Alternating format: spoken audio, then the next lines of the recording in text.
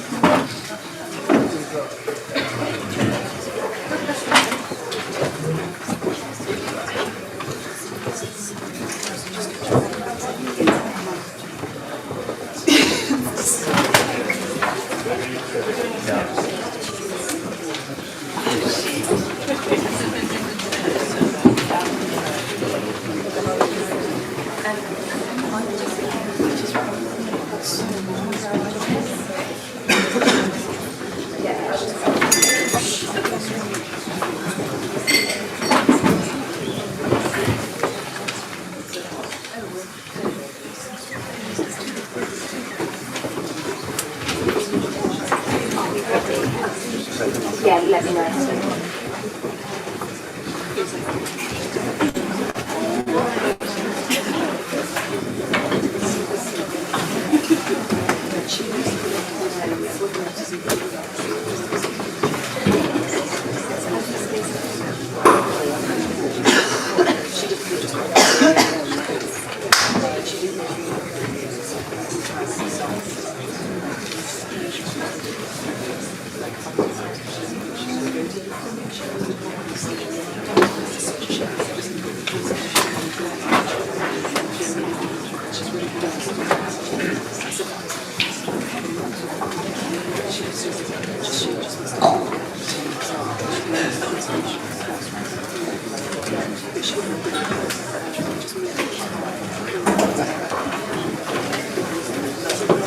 Good afternoon, everybody. Welcome to Ashburton Arts Centre. So we're just going to wait a couple of minutes as we're just trying to let anyone in who didn't book, if there are, because there's some spaces at the back up in the balcony. So now that we've reached the witching hour, anyone who hasn't turned up who booked, their seats are going to people who are wanting to come.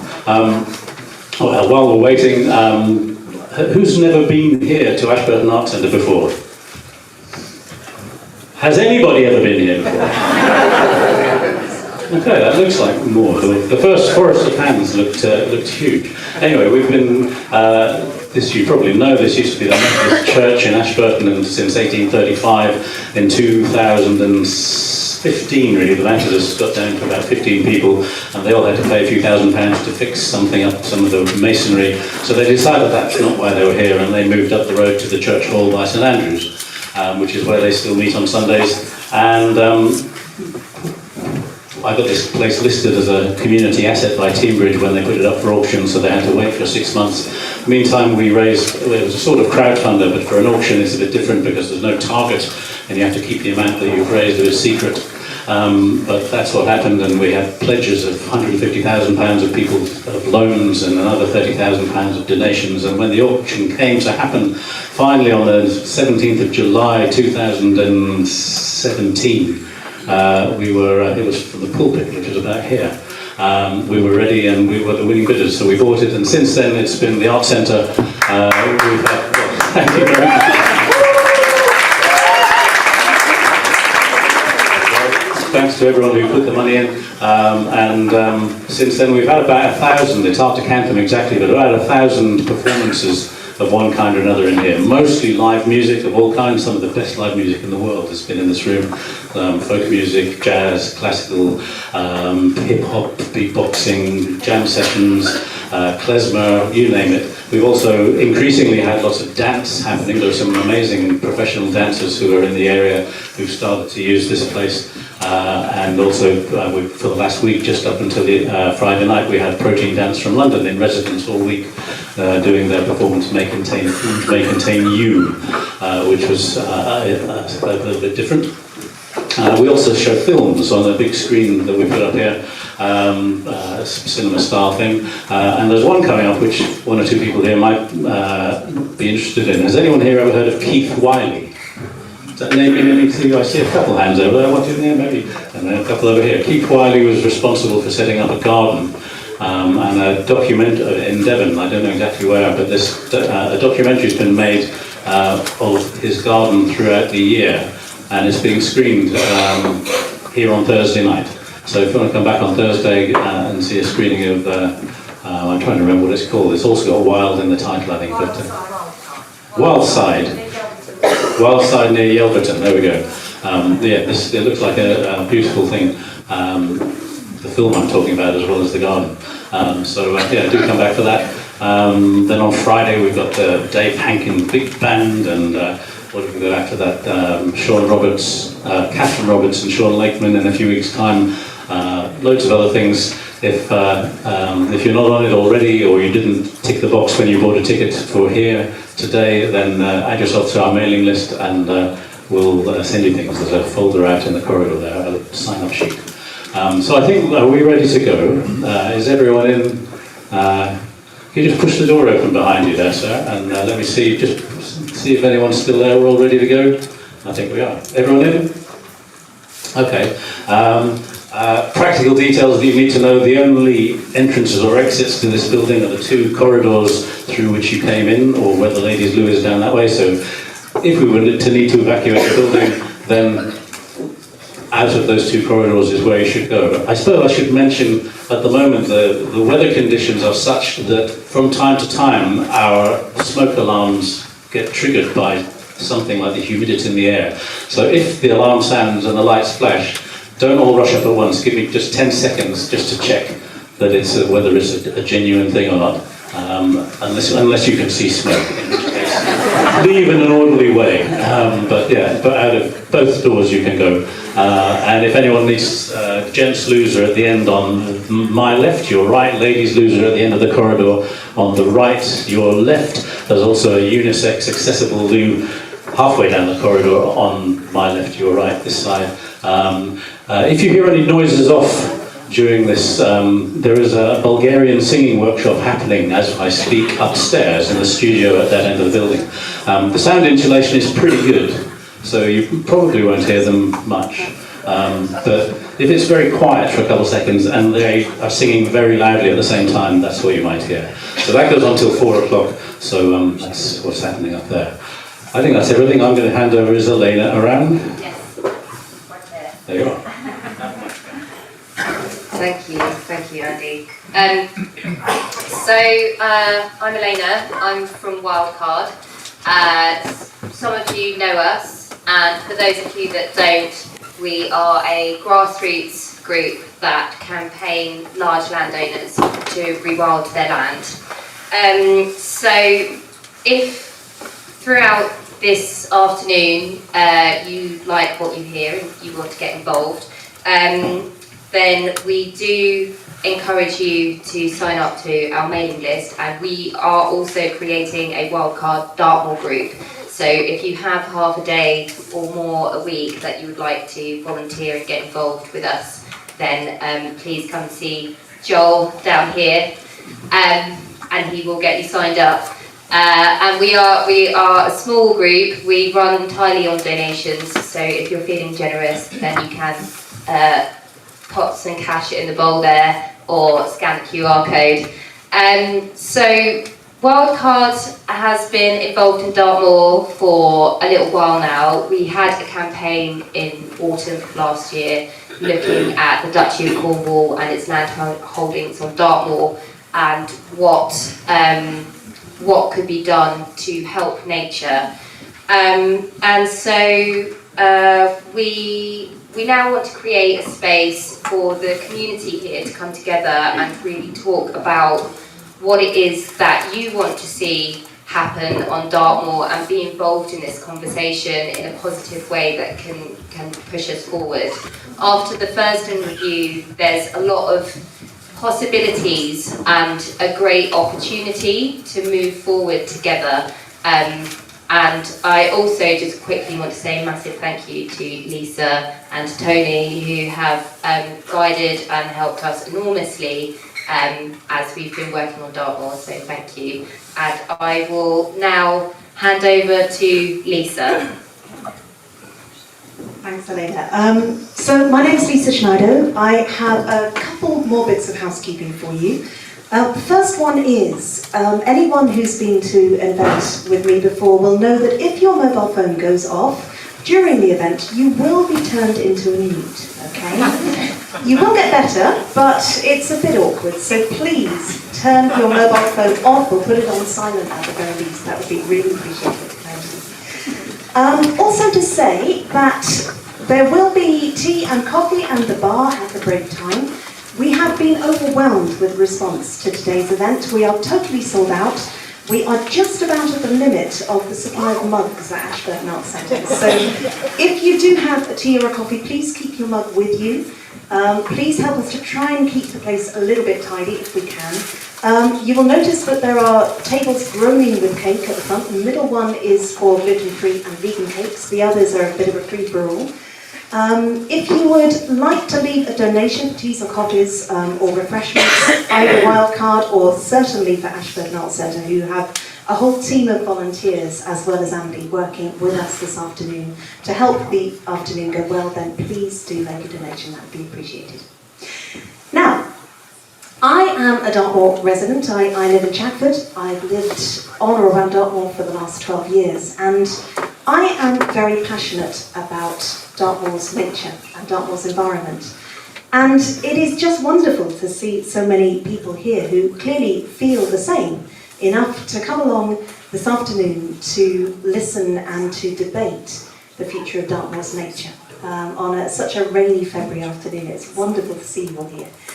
There are quite a lot of faces in the audience of people who are already involved in nature things, so there will be a table outside. You will have noticed that Maeve, who is a student doing a survey, has got surveys on your seats, so she will be around with a box to collect those. I'm looking for Maeve. She's around somewhere. You're there. Thank you, Maeve. That's brilliant. There's also some leaflets about an event called Wild Dartmoor that myself and Tony are running, but if you have other things that are going on, what you might call parish notices, please do leave information outside. And you know, there's lots and lots of stuff to share there.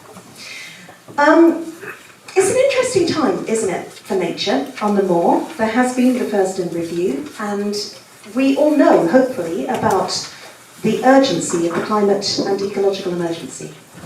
And yet, things are not looking good on Dartmoor. We are down to the last couple of breeding pairs of curlew, if they turn up this year. We are getting reports of really depleted, plummeting salmon stocks in the rivers on the moor.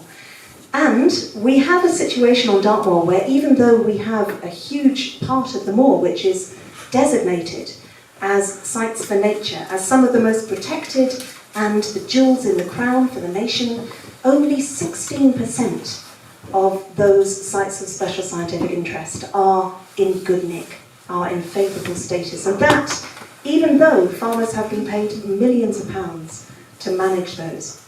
So what's going on? What we'd like to do this afternoon is to have a positive discussion, not only about what's happening out there from a lot of different perspectives, but also what can be done. What can be done by those who do have some power and control over land, and what can be done by those who don't. but really want to make a genuine positive contribution to helping nature better. Now I'd like to introduce you to Miles King, who is the chair for our session this afternoon. I first met Miles in 1992 when I'd just come out of university and was volunteering, and Miles was working for the Bucks, Barks and Oxen Naturalist Trust, as it was then. I still had hair then. Well, Miles, you have travelled a long way since then in conservation and have worked for Plant Life, I think, and for Grassland Trust and for People Need Nature. Miles is a very well-respected ecologist, a very effective. Delighted that you're with us this afternoon. You've come all the way from Dorchester to be with us. So I'll hand over to you now. Thank you. Thanks very much, Lisa. I've just got one more housekeeping thing before we make a start. Some ground rules which I've been asked to pass on to you. Please be respectful, listen to other people, and I've been very specifically asked to use this wording, don't be a dick. It's not my wording. I was told to say that. Before we sort of kick off with the speakers, I've been asked to just throw out a few random factoids at you. Actually, Lisa's stolen several of them already. Thanks, Lisa. So, Dartmoor, we all know about Dartmoor. Do we know about the Dartmoor bogs? Well, we're going to find out a lot about the Dartmoor bogs when Morag speaks. But I just thought it would be worth just emphasising that Dartmoor is incredibly important for its bogs. Bogs get a bad name, don't they? Probably because of the word bogs as being used in a different context. But actually, Dartmoor, is it right? The southerly-most blanket bog in Western Europe? Yeah. It just goes to show, and on a day like today, you can see why it is such a fantastic boggy place. It's been interesting to read, for example, the first interview, and there are so many questions brought up. Well, we don't know this and we don't know that. Well, Dartmoor is an incredibly well surveyed landscape. When I say surveyed, I mean surveyed for wildlife. The first big, large-scale survey for wildlife on Dartmoor happened in 1969. The second one in 1986. The third one, which didn't cover all of it, but covered a lot, 2006-07. And then a subsequent one, which was 2013 onwards, wasn't it, for the higher-level stewardship scheme. So to say that we don't know what is going on in Dartmoor isn't really true. We do know what's going on because we've got this really detailed survey data going back nearly 50 years, in fact over 50 years.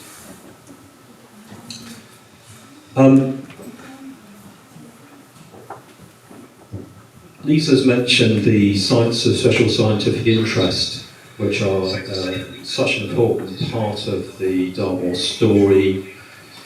These SSSIs, if you will allow me to use the shortening, were first notified in the 1950s.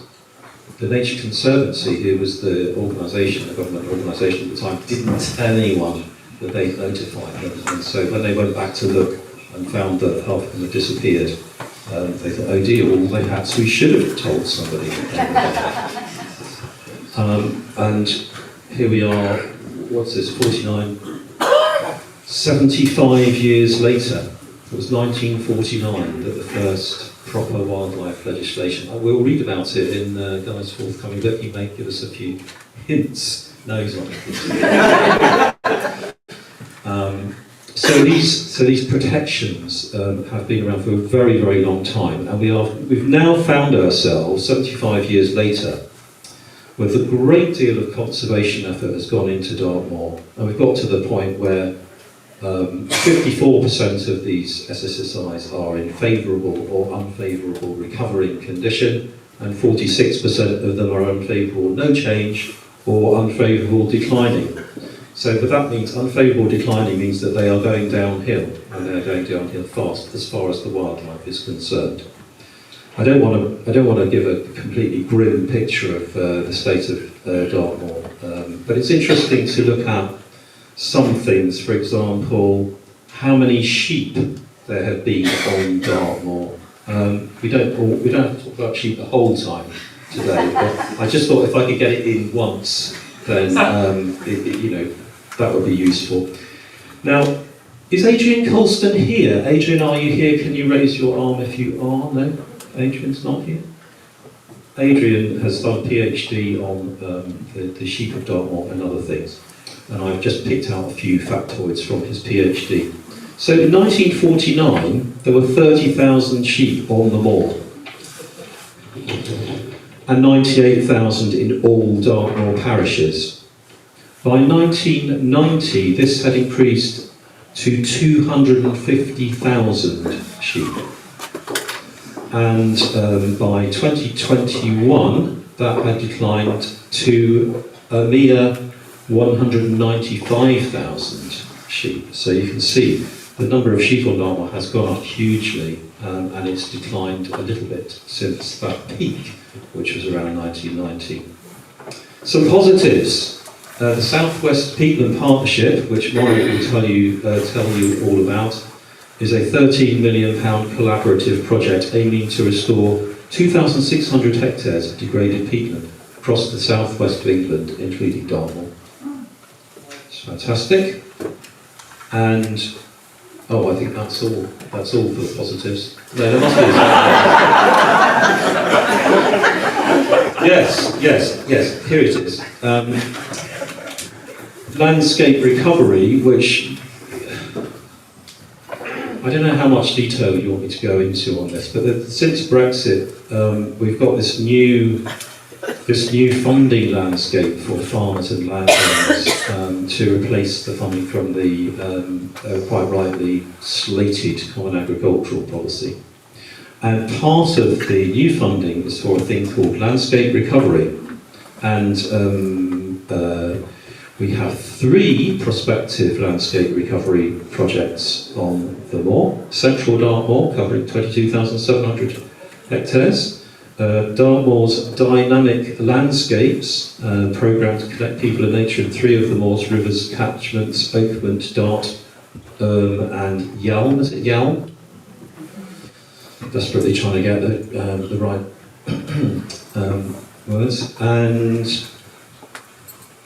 the Duchy plans to expand Wistlands. I take it, Guy, you can take some credit for that. And Natural England can take some credit, and of course the Duchy. And Farming in Protected Landscapes, also known as FIPL, which is a fantastic project which operates right across all national parks and areas of outstanding natural beauty. No, they've been renamed national landscapes. I must try and remember that. 55 projects funded under Farming in Protected Landscapes, working with over 30 of the Dartmoor's farmers. Now there's one further statistic which I'm going to bore you with, which is we hear an awful lot about the Dartmoor commoners. Have we got any commoners in the room? We've got any Dartmoor commoners? We've got one Dartmoor commoner. We've got 2 Dartmoor commoners, fantastic. 3 Dartmoor commoners, fantastic. Now, it's quite difficult to know the exact figure, but it appears that there are only about 200, or possibly less than 200, Dartmoor commoners who are actively grazing, or they're not grazing, obviously their stock are grazing on the commons, which is a vanishingly small number. And perhaps they are actually one of the most threatened, I wasn't going to say types of wildlife, obviously because they're not a type of wildlife, but they're a very, very small group, and they have a very heavy burden to shoulder, one way or another. So I'll leave it at that without saying anything more controversial. And I'm going to let the speakers introduce themselves, and we're going to start with Leonie. Hello, I'm Naomi Oakley. My husband and I are organic farmers between Wickham and Postbridge on a farm called Chalacombe. It's a huge, big archaeological site, and we've got common rights as well, but because we're organic, it's very difficult for us to use those rights. In my spare time, I work for Natural England, for the Chief Scientist Directorate, on peatland issues. And we're also part of a farm cluster looking after our marsh fritillary butterfly. We haven't received any money for that across, but we're all really passionate about the butterfly, and we came together to look at that, and then we pushed on and got into the landscape recovery project. So that's now most of the Duchy farms, the forest of Dartmoor, in a series of commons as well, and we're working with the Duchy of Cornwall. I think it's pretty exciting, and I'm really interested to know what people in the audience think as well, actually. Thank you.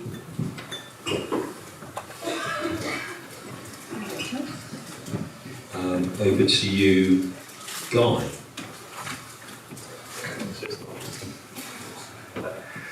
Hi, I'm... Is this on? Testing. Yeah, okay. Hi, I'm Guy Shropsole. I am an environmental campaigner and author of The Lost Rainforests of Britain. That's it. And Sue, would you like to introduce yourself? Sue, would you like to introduce yourself? Yes, I'm Sue Everett. I sat on the Dartmoor review panel. I'm an independent ecologist and land management advisor, also an environmental journalist, but now pretty well retired. Thanks, Sue. Nick. Thanks, Miles. Hi, everyone. I'm Nick Bruce-White, so I'm Chief Executive of Devon Wildlife Trust, where I've worked since September last year.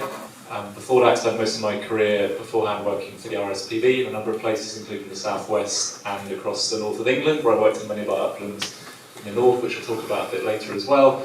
I grew up on our family farm in Wiltshire. My family have farmed there for generations. My brother farms it now, so whilst I don't think I can call myself a farmer per se, it's in my blood, and I'm very passionate about the role the farmer needs to play in restoring nature.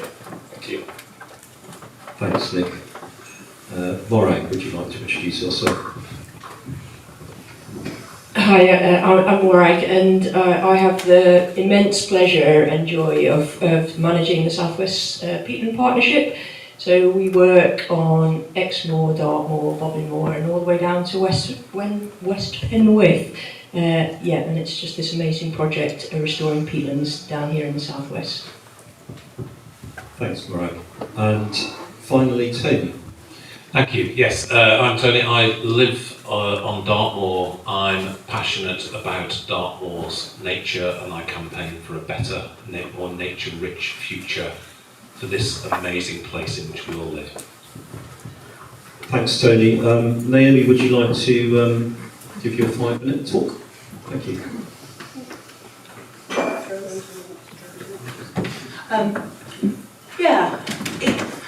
I'm amazed by all you lovely people turning out on a wet Sunday afternoon. It's just quite overwhelming, actually. My hope for the future is quite simple, really. It's about people. I think that if people understand the power that they have, either by voting or by their choices of what they buy, what they do with their time, where they choose to go on holiday, every action we take has an impact. And I hope that people choose to make those choices that are great for nature. And something that's really important to us in our farming is we've been completely guided by doing what's best for nature. We're not like other farmers. And I recognise that we're not normal farmers at all. We've made that choice that everything we feed our animals is grass-fed from the grass that's grown on our farm. That's the only thing we can produce on Dartmoor, is grass. And so we have cattle that graze our wetlands that are really important for nature, for butterflies, for marsh fritillary in particular, but also for snipe, and one day maybe even curlew, which would be incredible. And then we've got this dry grassland which is covering this amazing palimpsest of archaeology going back for thousands of years of the hand of man on the land. And that needs to be kept clear of scrub as much as possible so that people can see it and so that the roots don't muddle up the stratigraphy of the archaeology. And it's sheep that are good for keeping that clear. We're not talking about having huge numbers of cattle or huge numbers of sheep.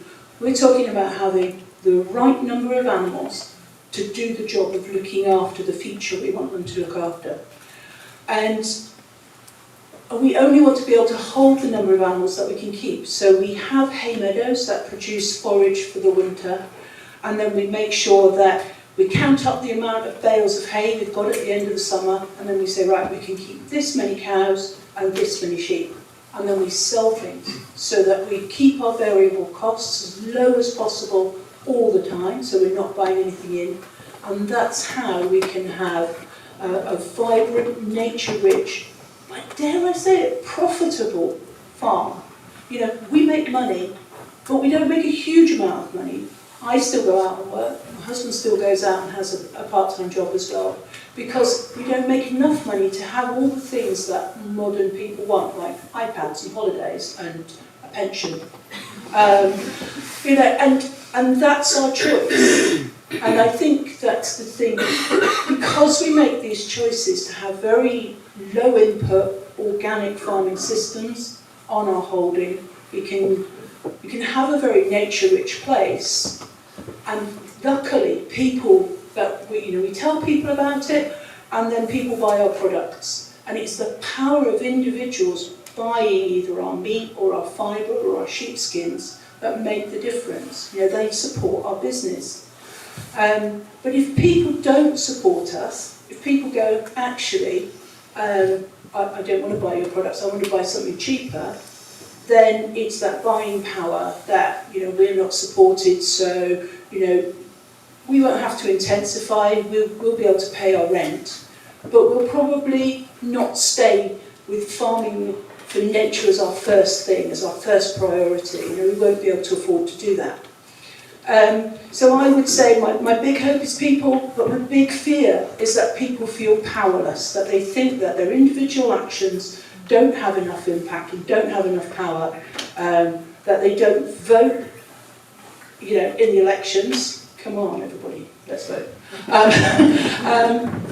And that you don't recognise the power that you have through your buying. And if you buy food, particularly meat, please don't waste it. Please be mindful about what you buy and use every scrap, especially of meat. An animal gave its life to feed you. You know, the worst thing I think you can possibly do is to waste that. 30% of the food that's bought in this country is thrown away by consumers. And then people complain about the price of food. I just don't get that disconnect. That some people are so rich with food that they can throw it away, and other people live in food poverty. So I would say that's my big hope. Buy nature-friendly food if you can afford it, and enjoy what you have. Thank you very much.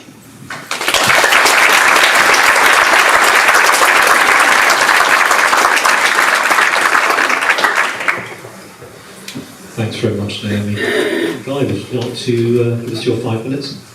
Yeah, for sure. So I was asked to speak for 5 minutes about temperate rainforests on Dartmoor, and then I'll also give you my great hope and great challenge I think we face on Dartmoor.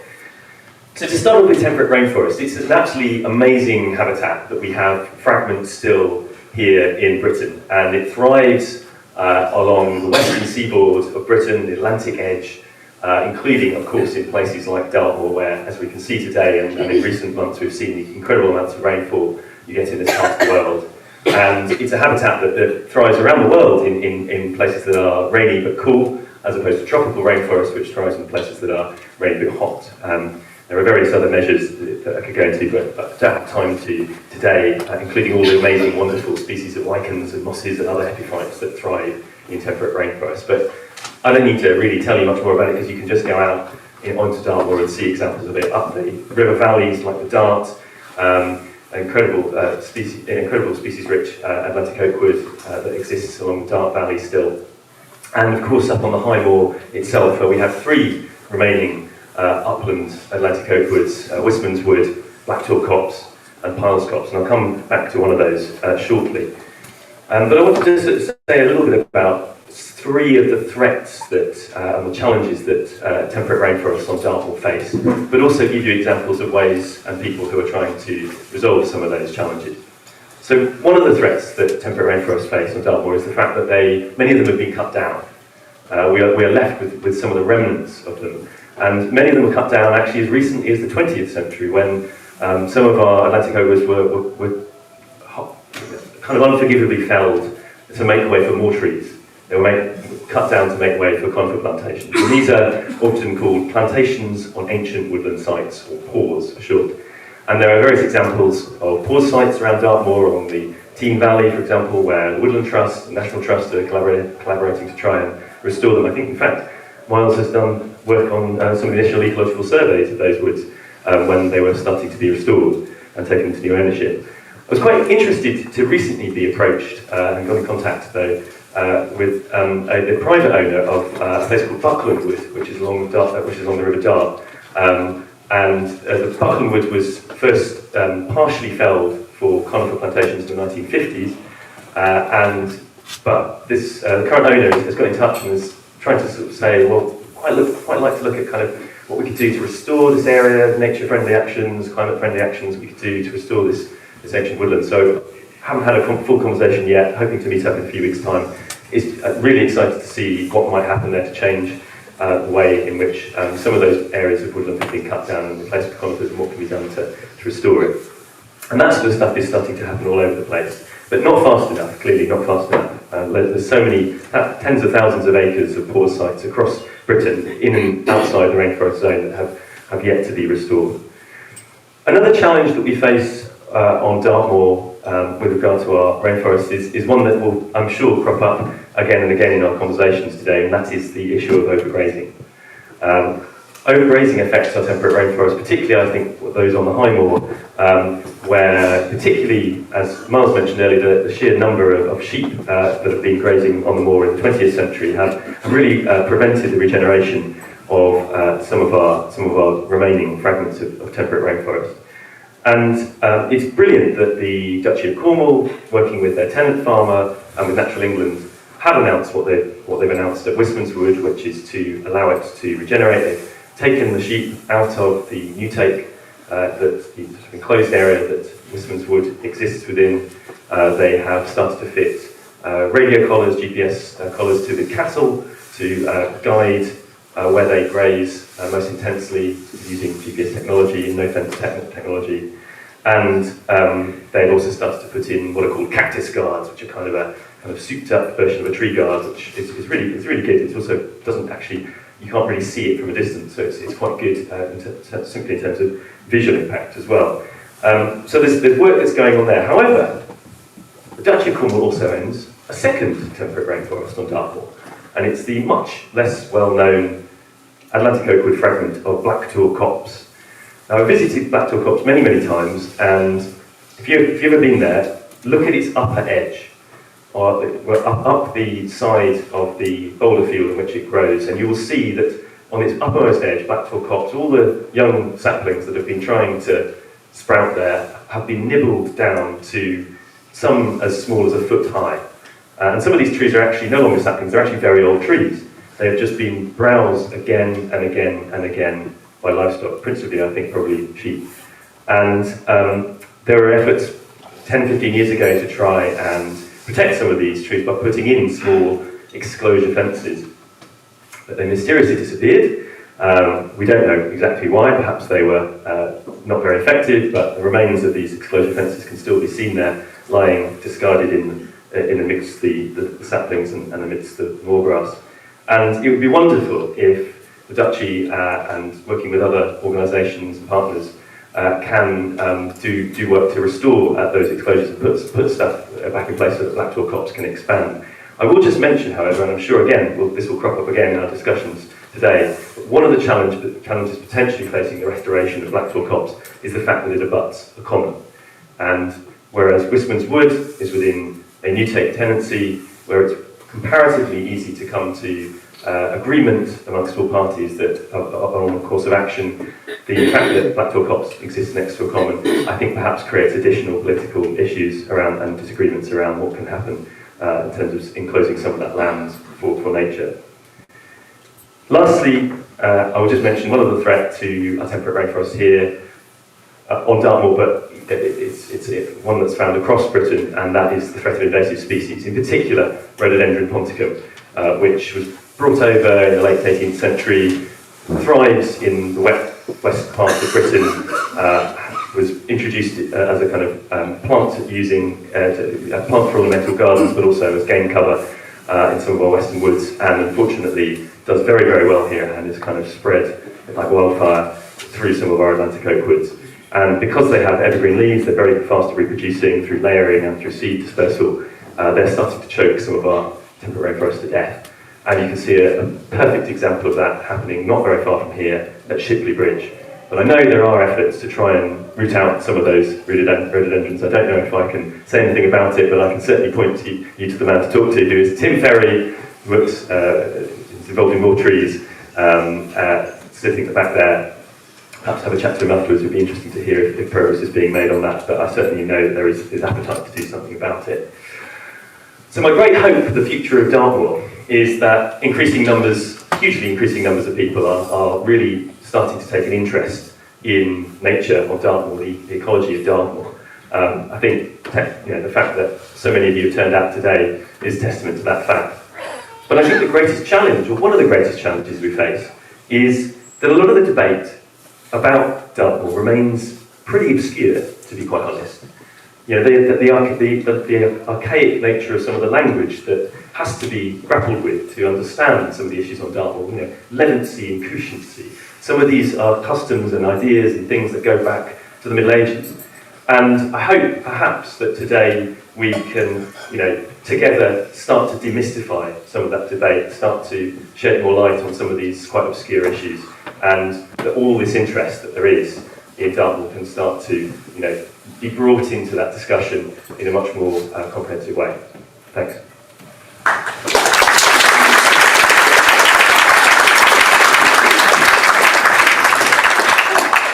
Thanks very much, Guy. I'm all in favour of demystifying language. Next speaker is Sue. Sue, you are the only member of the first review panel speaking today. So, are you going to say something about that? I wasn't really going to say much about the panel, only that it took place last year in an incredibly short and stupidly short space of time, with a report that was rustled together in an even shorter space of time, given when the evidence ended. That's when the report was written, and if it was a week, I'd be surprised. It was put together by the chair and the secretary, provided by DEFRA.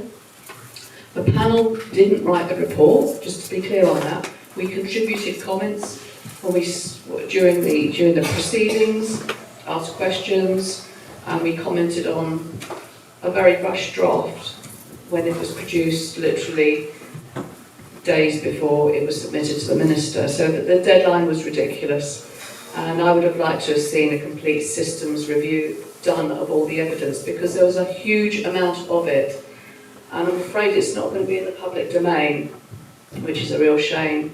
I do feel that there was such good stuff in that evidence that ought to be brought out and synthesised somewhere so that everybody can see what was said, even if it wasn't ascribed to different individuals or organisations. Anyway, I think that's all I'm going to say about the panel. And I was glad to be on it. I learnt a lot, a huge amount. And let's see what comes of it. Anyway, I'll go on to the hope and challenge. Right, my one hope in my lifetime, however long that is, might not be long, seeing Dartmoor restored to a high nature value landscape of healthy peatbogs, moor, heaths, woods, rivers, and a nature-rich in-by. We mustn't forget the in-by. The national park is the in-by and the open moor. Managed by an engaged and ecologically upskilled workforce of nature-friendly hill farmers and others who work together in a collaborative way and who are sufficiently supported to do that. So my challenge, I'm a cheat, I'm afraid, so it sounds like three things, but I do not think these three things can be isolated from each other. So it's about people, governance and money. We cannot separate these things. We need to address the corrupting influence of support payments, whether they're for the environmental work or just for farming support generally. We need a system change in mindset and behaviour. We need a radical overhaul of governance regarding Dartmoor in all aspects, including for the Dartmoor Commoners Council, regarding the legislation and a hugely outdated system of allocating grazing rights. And just to remind you, you already probably know this if you've read the report, but there was one individual who gave some very good evidence. And I just remember something he said. He said, Dartmoor is one of the most contested and conflicted landscapes in the UK. We can't change that and without changing the things that I've mentioned, people, governance and money, and addressing those challenges in a holistic way.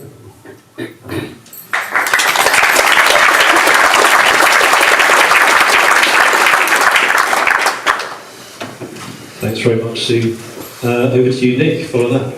Great, thank you, Miles. Thanks to all the speakers so far. So, yeah, my one hope for nature on Dartmoor is that despite the parlous state of our uplands across the UK, and it is pretty bad, it's pretty depauperate, despite that, there are great examples of nature coming back, of land healing and of nature restoration happening in reality.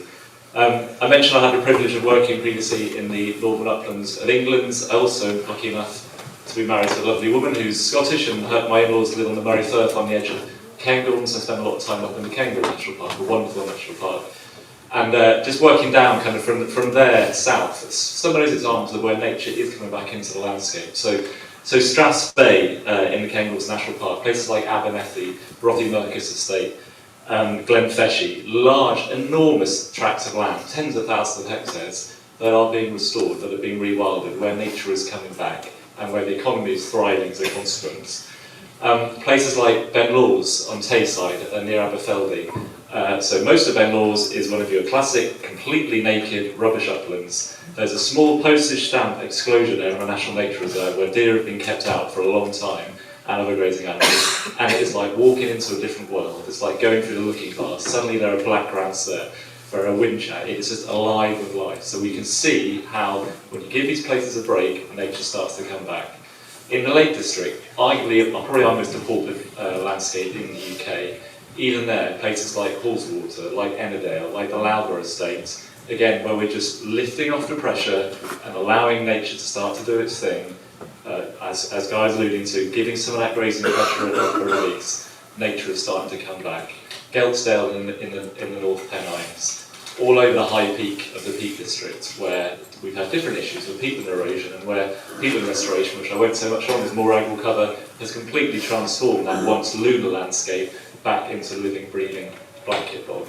And then finally, you do come down to places to Dartmoor, and there are still places, believe it or not, where you can see wildlife. Places like, more into the microphone, there we are.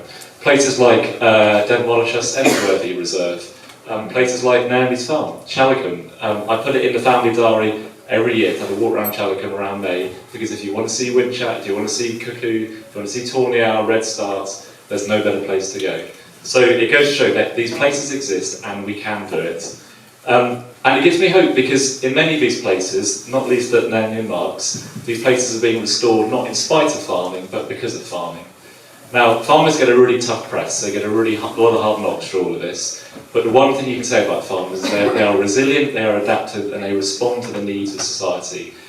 All throughout modern history, farmers have done what society has needed of them, be that growing more food after the war, be it growing less food during the set-aside era when we had grain mountains and milk swimming pools. Right now, society is demanding of farmers that they produce food and restore nature, and I'm confident that with the right support for those farmers, and consistent, clear support, that farmers will bring nature back. And there's millions of examples of such, which I'm not going to go through now. So that's what gives me hope, that we can do it, and we have done it, and there's great examples out there of such. I think our big challenge, on a slightly different kind of angle, is the nature of the discourse, the nature of the discussion we're having. Increasingly, unfortunately, discussions around land use become polarised, they become about dogma, they become about positions, farming or rewilding, food or trees, jobs or nature, employment or greenlands. It's all of these kind of there's a phony war, these false dichotomies, but the culture wars and the media and the way discourse is being run plays into it. The whole concept of seeking to understand before you're understood has been lost, I think, in our discourse. We've got to bring that back. And I think days like today are a part of that. And to be clear, I'm not talking about other people in this respect. I'm talking about everyone, ourselves included. Those pro-nature people, conservationists, we are all guilty, I think, of this kind of positioning, binary, kind of false polarisation set of conversations that we've got to break out of. I think if we can build up trust, if we can listen to one another, and we can build up respect, and some of those basic kind of human relationships which have been broken in some places are rebuilt. So I think we can work together to take some risks, to start to accept that change needs to happen and start to deliver change together. But I think change is hard. It's unknown, it's risky, there'll be winners, there'll be losers. And I think whilst ever you're feeling embattled and you're adopting positions, you don't change. And so the status quo persists, and that's the very one thing that we cannot afford to happen. And no one wants the status quo to persist. So I think rebuild some basic human decency, get some proper listening and understanding in the conversation, and then I think we'll start to build respect, to look at change and have a bravery to enact some of that change. Thank you.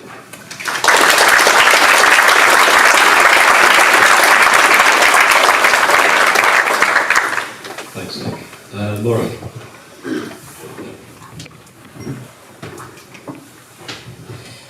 Thank you. So I've been working in peatland restoration for over 20 years now, and what really drives me is the sheer beauty of peatlands, and I'm completely biased about them. They are the best habitat, no doubt about it. And it's the interest that's in them, the plants, and the story that they tell. Miles was just saying that, we've got, 50 years of surveys, did you say, on Dartmoor? Well, actually, if you look at peatlands, you can go back hundreds of years. You can look at the pollen grains, you can look at the artefacts stored in peat.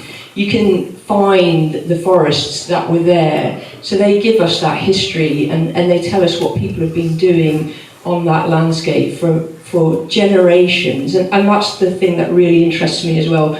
What people have been doing, what they've been managing, how they've been working those peatlands. Those are the stories that really drive me, and I think drive a lot of people in terms of our interest in nature. They hold all the archaeology, and that brings in another sort of remit of interest around peatlands, really. I do have to sort of put peatlands in context and present some of the gloom, but I hope to sort of, as I carry on talking, is sort of show that there is a lot of hope around peatlands as well. Just to put them in sort of context, peatlands across the world that we're on are about 3% of the Earth's surface. They store about 30% of our soil carbon. In the UK, we are extremely fortunate to have around 13% of the world's blanket bog, but about 80% of that is damaged. And then if we come down to Dartmoor, we have around 3,200 hectares of peatland extent, which is about a third of the national park area. And it stores about 13 sort of megatons of carbon, which is equivalent to about sort of 10% of the UK's greenhouse gas emissions. But again, only about 1% of that peatland is really intact and functioning properly. So there's a lot of work to do there on Dartmoor to restore our peatlands. What's happened to our peatlands? And I have brought along today a little prop in the form of my bog in the box, which travels around with me and my team. And I'll put it on the floor later so everyone can see. One side is a good bog, and it's got all these lovely plants, all these lovely sphagnum mosses, and that's what we want to see, and they come in a whole variety of colours and species. But then we as humans have been doing various things to our peatlands here on Dartmoor. So we've been cutting them for peat to make fuel for our houses, draining them for agricultural improvement as we've seen it historically. We've been burning them. We've denuded them of woodlands. Here on Dartmoor, we've been using them for military activity, blowing them up. We've overgrazed them, undergrazed them. We've got the effects of nitrogen deposition. We've got climate change. A whole raft of things that we've been doing to our peatlands, which means they have been drained, they've been washed away, and they are being lost. There's no doubt about that.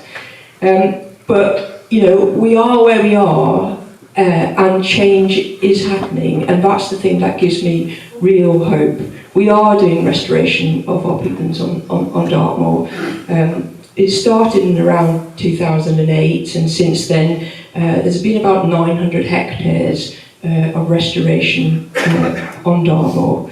And I have to say, what's been mentioned today is about people, and the fact that we have restoration happening on Dartmoor is because of people. So within my organisation, within the South West Peatland Partnership, there's over about 22 organisations, individuals that come together. It's a range of government organisations, local sort of interest groups, farming groups and individuals, and they're all involved in that sort of discussion around what should be happening to our peatlands. And it's not easy, it's incredibly difficult to bring consensus and to get action. It takes a long time and it is hard work, but it is happening, and that's what gives me real hope. And also to say, it takes a lot of funding, a lot of money to do peatland restoration.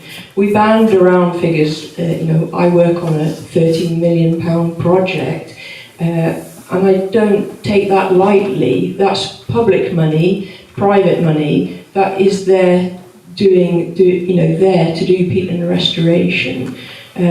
But nature conservation, nature recovery shouldn't come cheaply, or shouldn't be thought of as being done cheaply. We spent centuries sort of changing it, manipulating, destroying our landscapes. If we look at, HS2, a big engineering project, that has millions put behind it as well. So we shouldn't see nature recovery as being done on the cheap, really. Just to say that there, like the scale, we have a lot more work to do on Dartmoor if we want to restore those peatland habitats.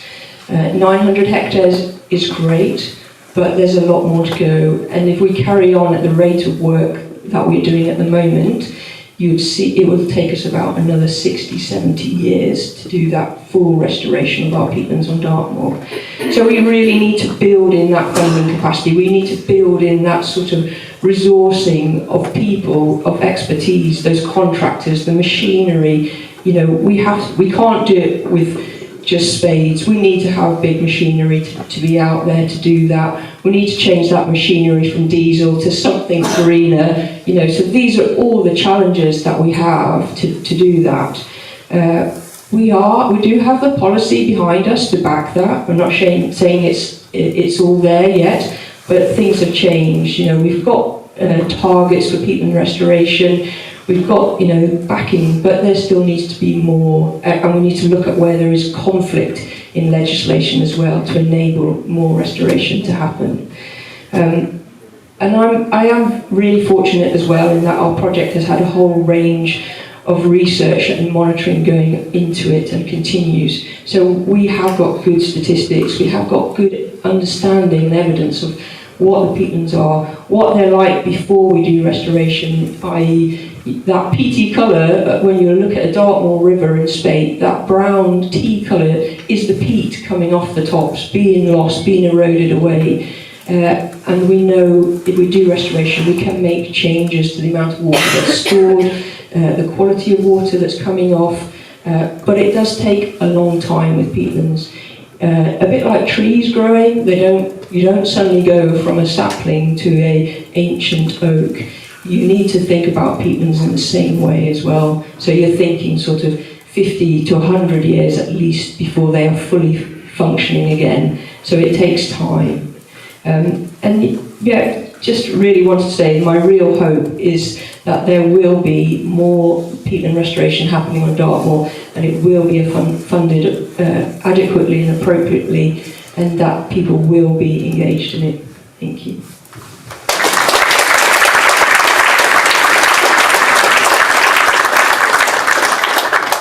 Thanks very much, Morag. And Tony. Thanks, Miles. Hope, blimey, hope. Look around this room and there is massive hope in this room. I look around the audience and there's so many familiar faces around here. And what I see in terms of hope is people, firstly, we've got 200 people in the room coming to a talk called Restoring Nature on Dartmoor. Wow. I mean, that's just great. That's just great in itself. But in this room, there are people who are running their own rewilding projects. We have people here who help set up more meadows, restoring hay meadows here in Dartmoor that has now spiralled off the moor, and there are now, I think it's 2,500 acres of meadows that people like you are managing in Dartmoor and beyond through more meadows. We've got more trees here as well. Amazing skills. Many of you, I'm sure, probably volunteer for nature as well, because you want the best, because you get the urgency of the situation that we're in. You want to see a nature-rich future. On the panel here, we've got Naomi, along with farmers, who's running the Central Dartmoor Landscape Recovery Scheme, massive scheme that could, if it succeeds, change the face of nature on Dartmoor. That's amazing, and that's farmer-led. Then we have two other landscape recovery schemes. We've got Walkham Valley, and we've got East Dartmoor. So in terms of government schemes, we've got these in place. These things give me hope. We've got things like Farming and Protected Landscapes, another great scheme that's helping support on the ground grassroots action to put nature back. So there's lots of hope, and there's lots of hope I see in the people in this room. But where's the problem? Where's the problem? It's not us. It's not us, because we all want a nature-rich future. We get it. And we want to put the effort in to do it. No. The problem lies in our leaders that don't get it. Our government that don't get it. Our government that since 2010 has slashed the budget of Natural England. That has slashed the budget of the national parks. That is constantly pushing against the legal protections that protect nature, against the laws that protect nature. Constantly having a go at habitats regulations, constantly having a go at Trepless designation, the very jewels in the crown. The government pushing back at nature, whilst at the same time saying it wants to be the greenest government ever, and that it wants to leave the environment in a better state than when it found it. It isn't going to do that. This government is not going to do that. We need a leadership that understands the centrality of nature to people's lives. Yeah, there's loads of other things that are of huge importance to people. The National Health Service, the cost of living, food banks, all these things are massively important. But nature is important too, because nature gives us something personally in our hearts that's important, that makes life worth living. And this is so important, and we get this, but our leaders don't. But over the next 12 months, we will have an opportunity to make a decision about that. And whatever we decide, we have to, I think, and I'm sure you get this, make that decision in part on the simple question, what are you going to do to help nature? What are you going to do? So, my hope is the people in this room. My fear, the challenge, is our leaders. But we can all do something about that, each and every one. Thank you.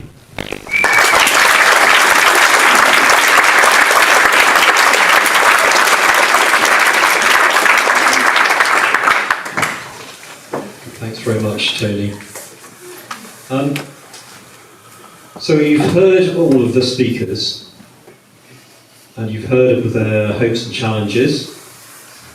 You'll be doing better than me if you can remember all of the hopes and challenges. I've been writing notes furiously, trying to write them down.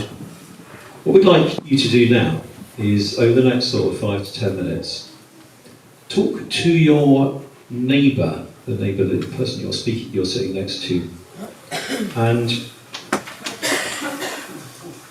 what we want to know is what questions do you have to come back to the panel after you've talked to your neighbours about how to work together to restore nature on Dartmoor.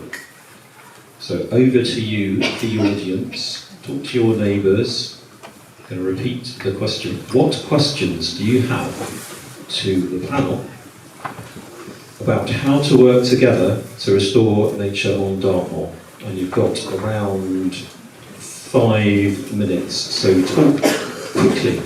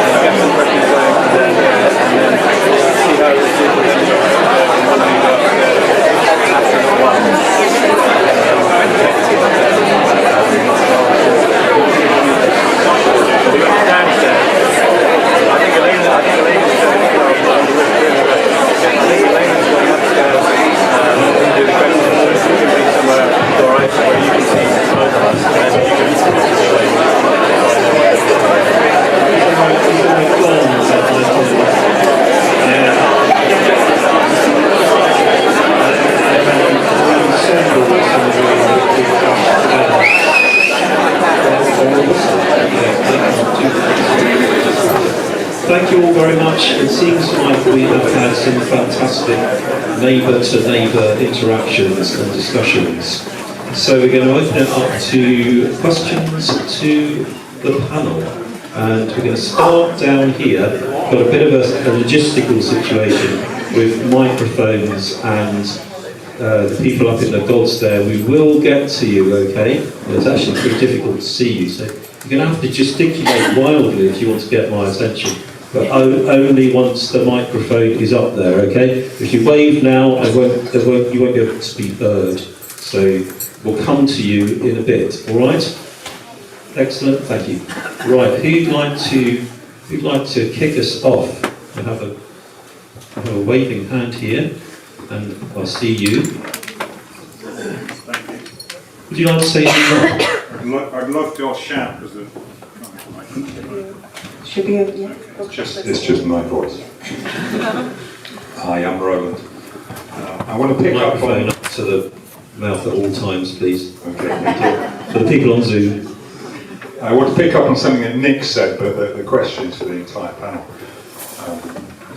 I'm a filmmaker, and I've been making some films with an outfit called Wildland, which manages the land of Glenfleshie, which you mentioned. Up in the Highlands of Scotland, on that part of the Cairngorms. Rewilding is as contentious and interesting as anywhere else, but you can kind of get away with the idea that rewilding in that part of the world is just cutting down the deer numbers, because it's the high numbers of red deer especially that are stopping the woodland and other vegetation coming back. And Nick mentioned a place on Ben Law's estate where just by keeping out the red deer, nature comes back in its full glory. It's very obvious. It makes rewilding a very sort of simple concept. So the question for the panel is, does that work on Dartmoor? Can we simplify this down to, if we just kept the numbers of grazing animals, principally sheep, lower, we don't need to worry about too much detail, that will be rewilding in full.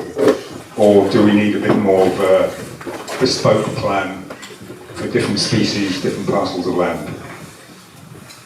Great, thank you. Who wants to pick up on that?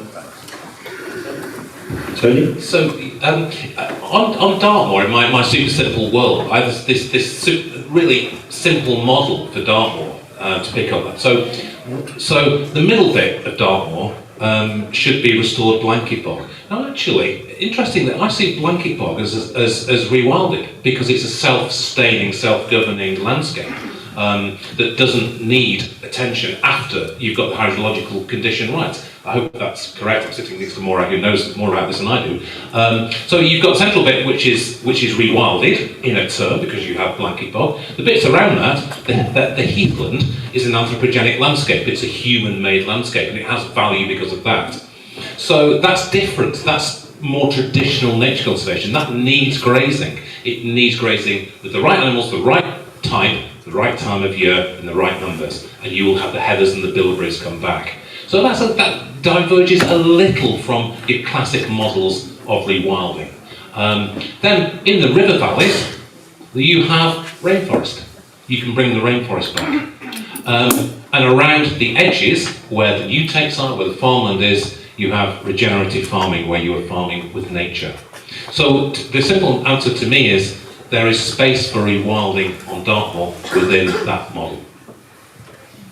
Thanks, Tony. Anyone else want to pick that? There you are. You want to say something? Oh, I thought you were going to say something. You put your I am going to say something. emphatically. I think, for me, the big issue is the term rewilding. I think if you call it nature-friendly farming,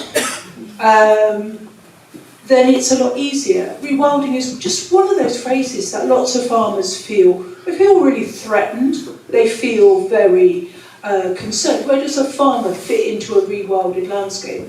But if you look at somewhere like Knepp, which is, is one of the most well-known rewilding sites, there's still farming going on there as I see it. Very nature-friendly farming. Meat is still being harvested from that system. There's still management of animals. There's still a lot going on. that would look like farming, but maybe farming from a time ago. I wish that we could come up with a better term than rewilding, personally, because it's one of those things that immediately puts us into a place of polarisation. You're either pro or anti, and actually, you could be both. Thanks, Naomi. I just want to add on, I'd say briefly, is that even where farming in its conventional sense might look quite different. So in the restoration of those blanket bogs, grazing may eventually be excluded. Not actively, but just through the change in habitat, grazing may be excluded. That's not the same as saying farming is ending. So, as Naomi's alluded to, farming can still happen. There's also something else, and perhaps Maureen might want to say more on this, you'll be much more qualified than I, but the act of restoring peatlands, as you described, is difficult, it's expensive, it's challenging. But you would imagine that some of the very best people, best placed to do so, are those who know the very best, the commoners. So I think giving those people, like this is something which has happened in the debate in Scotland, where the nature of the roles have changed a lot. So as green investment has come in, it's no longer about deer stalking, it's around management. So the same people can still work on the land in a slightly different way, because those same people are the very best people to fulfil those roles. Thanks very much, Nick. Maura, did you have something to add? Yeah, just to say, one of the sort of big aims of our project is to get more sort of local people involved in restoration in sort of all sort of reams of restoration. So trying to find those contractors, who might be, a lot of them are agricultural contractors or started as agricultural contractors and then come to do the work for us. So it's that training in terms of what we would like them to do, what they know about the land, and working together to get the best restoration to happen, really. So yeah. Thanks, Maureen. Any other takers? No? Okay. Next question was here in the middle. No, sorry, the lady behind you.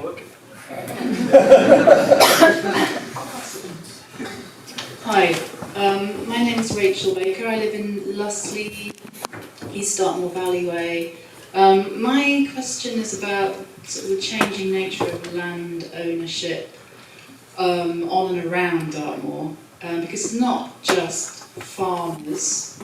So that there's a changing picture as there's second home owners, there's more people buying small patches of land and who aren't necessarily farmers. There are some farmers who are selling their farms and other types of people are going on.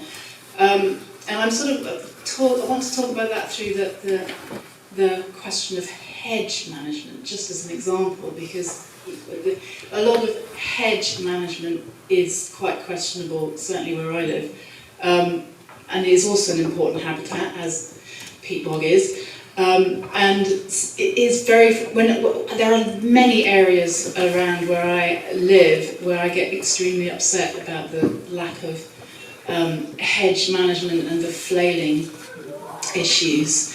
And this is also a question around the management responsibilities of Teambridge Council and Dartmoor National Park. And they have their own challenges, funding and resourcing as well.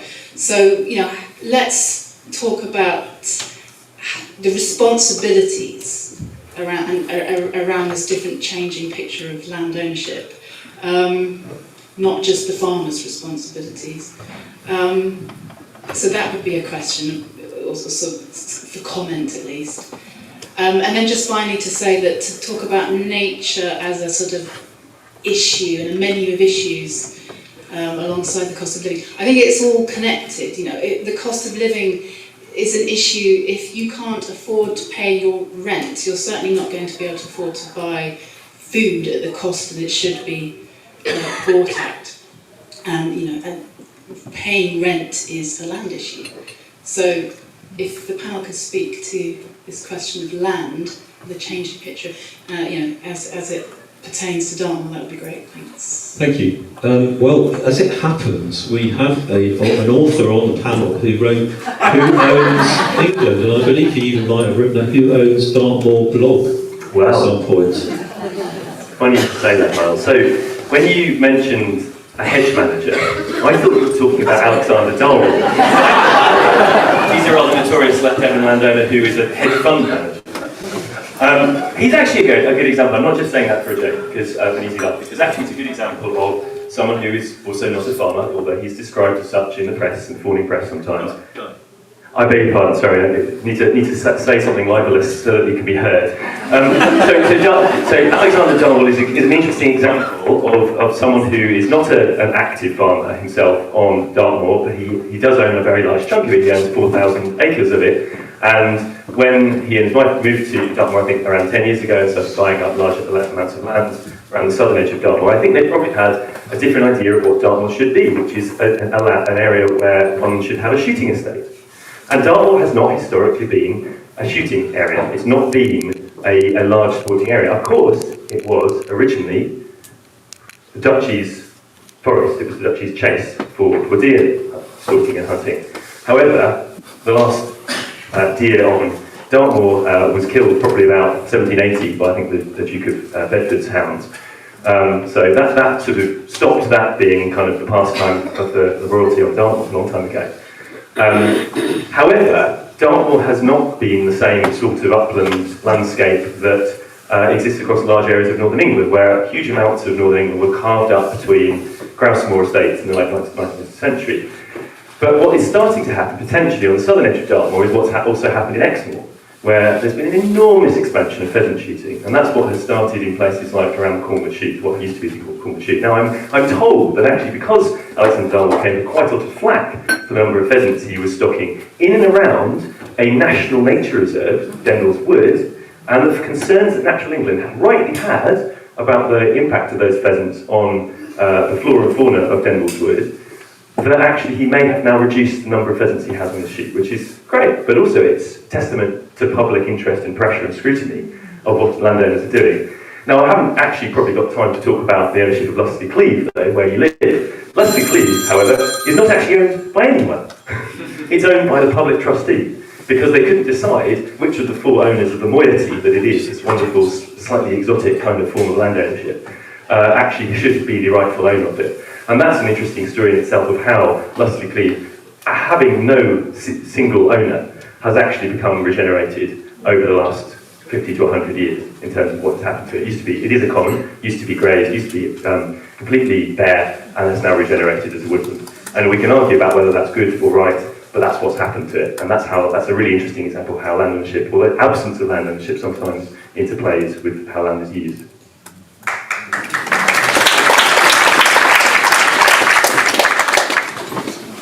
Thanks, Guy.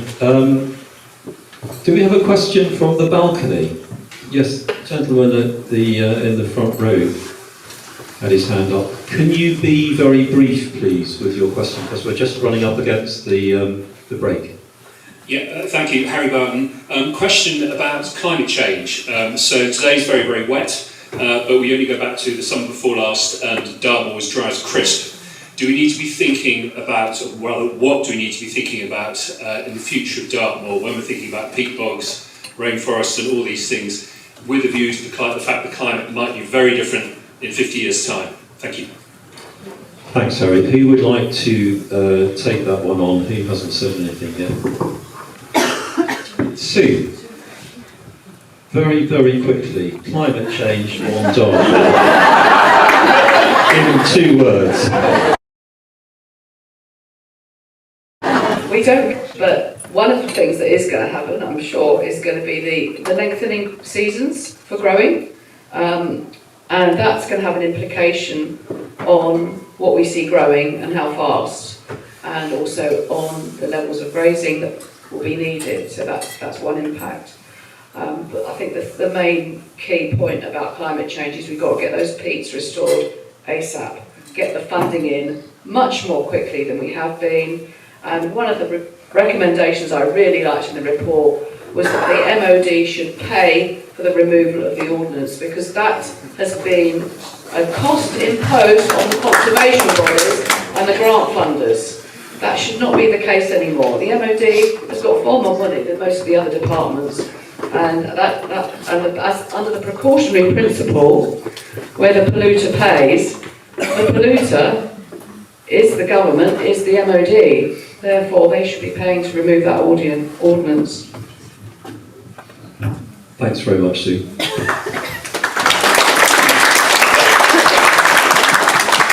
I have some questions from the people who are watching online, if you've got time for any of those before the break. We're right on the break now. Okay. In fact, we're a minute past the break. So we're going to go to the break now, and perhaps they can save their questions from online for the second question time. So thank you all very much, and we will see you back here at 10 to 5, and please make sure you're in your seats by 10 to 5. Thank you.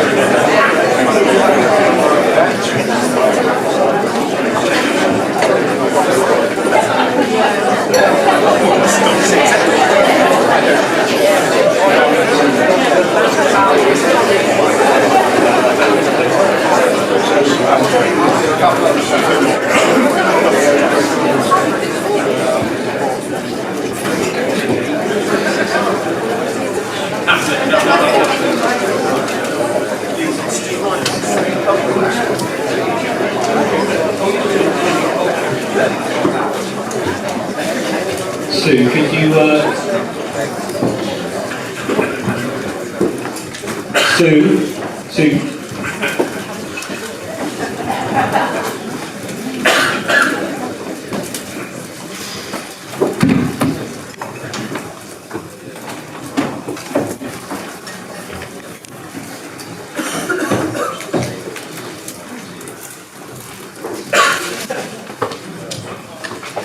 Thank you all for being so prompt.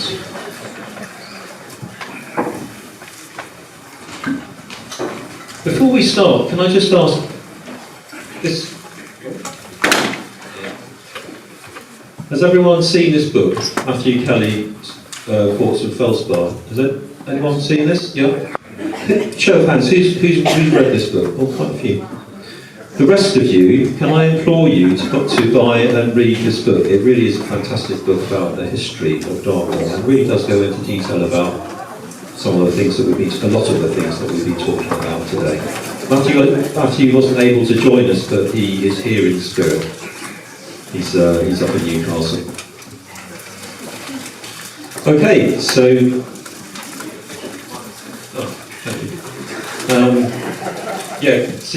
see me afterwards if you want to get the details. Quartz and Felspar, Matthew Kelly. Great book. Right, where are we? I'm going to ask you to speak to your neighbour again. Or you can choose a different neighbour. You can choose, instead of going to your right or left, you can go front or back, or on the diagonal. I'll stop there. The question that I want you to talk to your neighbour about is this. What is the one thing you would like to see done to restore nature on Dartmoor this year? And I'm afraid that means the calendar year 2024, not through to February the 20, whatever it is. It's the end of this calendar year. Okay. What is the one thing you would like to see done to restore nature on Dartmoor this year? You have, do you have 10 minutes? 5 minutes. And it's only one thing, so it shouldn't take 5 minutes, should it? So we're going to start now, and then we're going to have those questions coming to us, to the panel.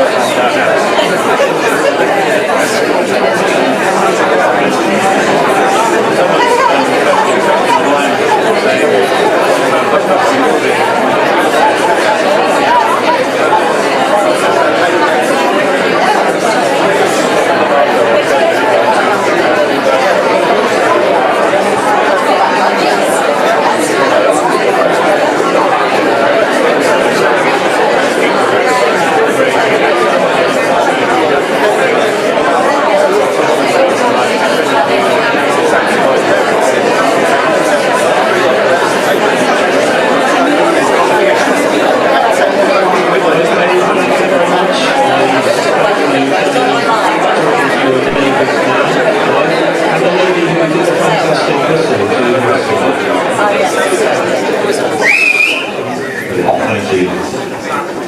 Thank you very much. Right, we're going to now, before we take questions from the audience, we're actually going to take a question from Zoom. Okay, we have a few questions that have come in from the people who are watching on Zoom. Here's an interesting one, I think, from Steve and Jane Hickling. The question is, 850 acres of Buckfastleigh Moor is on the market. Does the panel think that this poses an opportunity or a threat for wildlife? What can be done to tip the balance in favour of the latter?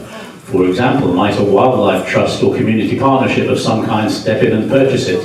And I looked it up just now, and I see Strutton Parker is marketing Buckfastleigh Moor at a guide price of £200,000. I don't know whether that's the whole 850 acres or not. The features at a glance that they're selling it for are extensive hill grazing land outside the SSI boundary, natural springs, including the head of the Deanburn, subject to common grazing rights, impressive views, natural capital biodiversity credit opportunity, including tree planting and archaeological features. Anyway, that's part of it. Was there a question in there? The question was at the beginning, that this 850 acres of Buckfastleigh Moor is on the market, and does the panel think this poses an opportunity or a threat for wildlife? What can be done to tip the balance in favour of the latter? Thank you. Well, I mean, some of the story I think Tony can tell as well. Let's do a double header. Okay, so Laurel and Hardy. So basically, not sure which is do that. Get all comes out worse. So basically, there was actually interest in doing a community purchase of Buckfastleigh Moor because it was actually on sale for £1.3 million a few months ago. Quite a few months ago now, probably 6 months ago, 5 months ago. Yeah, before Christmas. Before Christmas, certainly. So there were quite a lot of discussions that took place, including people involved in, I think, Buckfastleigh, various, well, me and Tony, just other local residents. Don't Tony have that sort of money? No, of course not. No, we don't have that money. But obviously, if we were to try and do a crowdfunder or something like that, or try and apply for funding. But so one of the big blockers is obviously the sheer price tag. But another blocker, of course, is the fact that Buckfastleigh Moor is a common, and that does make it rather more difficult than other forms of land purchases to make decisions about that and say, does this make sense? Is there actually a viable is there any say that anyone purchasing that land freehold could have over its future management? And of course, one of the first things we did after meeting as a group and seeing that there was some interest was we went and met with the current owner and one of the other commoners on the moor. I don't know, Tony, do you want to say anything more about that? Just to say, this is also the second time that myself and Guy have tried to buy a moor. There's Brentmore when it came up, if you remember that. But obviously it's not just myself and Guy, it's many others as well. The issue is, we pursued it to a certain point, and then you have to ask yourself in the question, if we ended up with this, what would we be able to do for nature in this place? And as owners, probably very, very, very little, because of grazing rights, because there are many others out there that have rights that go above and beyond the owners. So we can go and plant trees on there, should we wish to plant trees on there, because firstly, some of the laws on Dartmoor actually do prevent that. If you look at the Dartmoor Act, you can see them in there. But also there would be resistance from those who have commons rights, because the commons rights to graze are above the rights that you would be taking away their grazing by planting trees. So you wouldn't be able to do that. For instance, if we wanted to do that, peatland restoration would only take place with the permission of the commoners. So you would end up spending, 1.3 when we looked at it, and actually having you'd end up with £1.3 million of the land that you can't do anything with. And so, we tried that. We pursued it a little bit with Brentmore when it came up. We tried with Buckfastleigh Moor, and there is no point with these commons, and that then begs the question about how is there a change that we need to see here that actually gives those of us that want more nature-rich places and could club together to buy them the chance to actually restore nature. And I think, Guy, do you want to speak about community right to buy as well? So just very briefly, in Scotland there is a community right to buy, and there's been ones for the last 20 years. That means that community groups that are properly democratically constituted and peopled with folks who live in a local area, are able to come together and firstly designate land as or buildings as being, quote, assets of community value, and secondly that they then get first right to refusal when that land or property comes up for sale. Now England, of course, is always way behind places like Scotland when it comes to things like empowering communities. We have a much weaker form of that law, which is called community right to bid, and it was brought in by David Cameron in 2011 as part of his localism agenda, which obviously was kind of slightly kind of shrinking the size of the state and trying to say that the big society was going to pick up everything instead. And it means that you don't actually have first right to refusal when an asset of community value comes up for sale. In England, you just can enter into the market process as everyone can. So it would be wonderful if actually the law is finally changed in England so that there is a chance for communities in England to have the same rights that people in Scotland enjoy, and for there to be a similar fund as the Scottish Land Fund that is similarly generous in giving money for community purchases. There is one in England called the Community Ownership Fund, but it until recently hasn't been as generous in how it hands out grants. So anyway, that's part of the picture. But again, even if that existed, even if those laws were changed, even if there's more funding in place, you would still have an issue with, you would have to contend, obviously, with existing common grazing rights on places like Dartmoor, where you too would wish to purchase land here. And that's just part of the nature of Dartmoor, and something we obviously have to contend with when we're talking about the management of the moor. Yeah, I just wanted to add into that conversation really in terms of commoners and common rights on Dartmoor. So the way our project is set up is that we don't own any of the land, and we have to have those conversations with landowners and commoners, and we are still working. So it shouldn't, and today is about hope.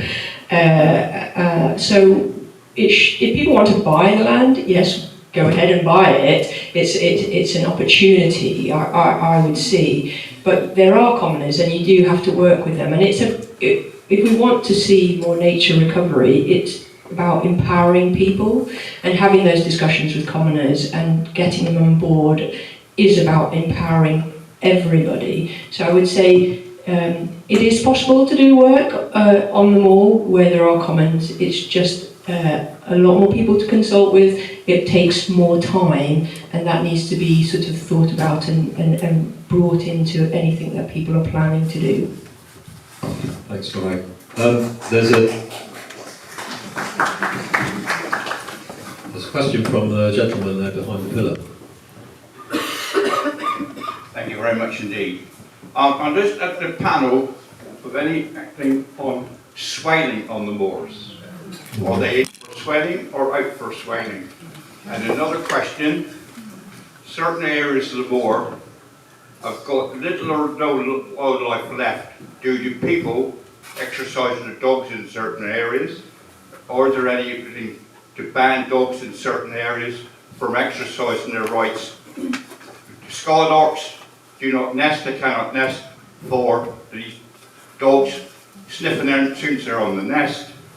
And anything on, I understand they're going to try to bring the curlews back at Prince Saul on the Duchy land. So far as I'm aware, curlews are disturbed all the time by covids, crows and magpies. Unless we cut down on the covids, curlews will not come back on the moor. That is my opinion, and what is your opinion on that? Thank you very much. Thank you. Who would like to take one of those? I can take some of those. So I won't take the swaling one, I'll let others take the swaling. But we have swaling as well. We will stop it today. okay, I'll let others speak to that in a second. So on your last points around disturbance, so whilst I don't, I'm not for a second in defence of dogs or trying to say that disturbance from human beings is not an issue. It is, and it is an increasingly growing issue. But all of the evidence around nature's decline leads to conclude by far the overwhelming biggest driver of that nature decline is land use change. So it's how that land is managed. And all of the evidence, all of the science, it's indisputable that is the biggest driver. So clearly other factors then exacerbate that and play into that, like disturbance, like predation. But land use change, management of land is what comes first. Likewise, when it comes to ground nesting birds, particularly ground nesting waders, predation is indeed one of the biggest factors affecting small metapopulations of waders. But again, overwhelmingly, the biggest impact on ground nesting wader productivity is mammalian predation, not avian predation.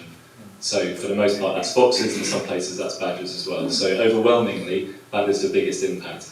Human beings tend to assume and observe avian predation much more because it happens during the day. Mammalian predation happens for the most part at night, but the data tells us that. So I'm not saying that corvid predation isn't an issue, but compared to mammalian predation, it's small. Thanks, Nick. Anyone else want to pick up on any of those points?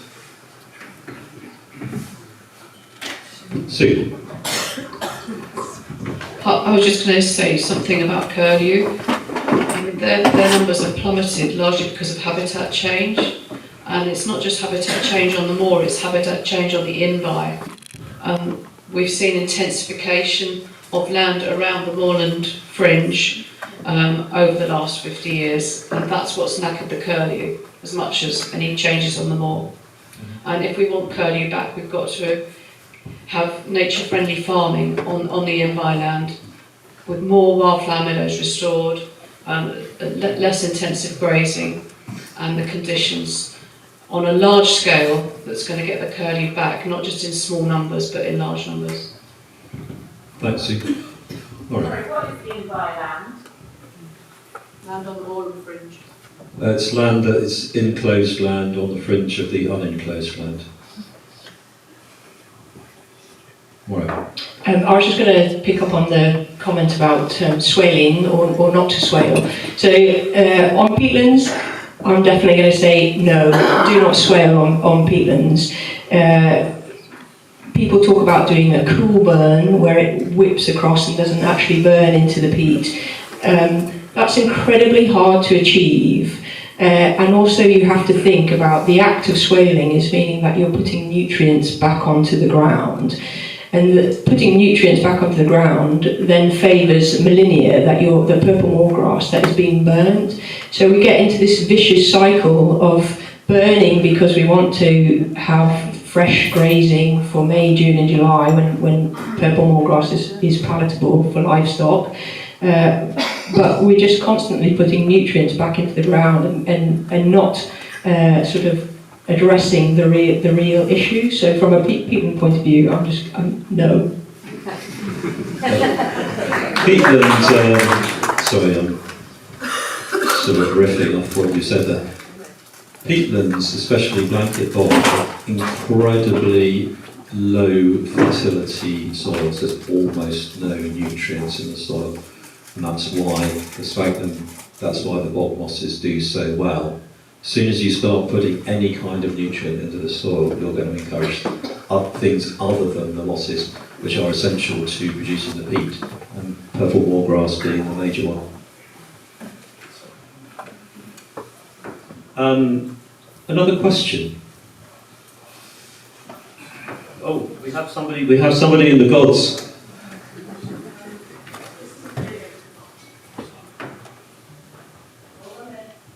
Needs to be a question.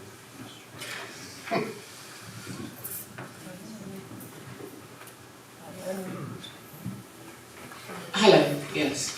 This isn't exactly a question, it's... No, it needs to be a question. Okay. You said one thing that we could do in the next 12 months, did you say? Yeah, Yes. 12 months. So that was it. This little committee up here says, why can't we just stop swaling tomorrow? Why can't we stop swaling tomorrow?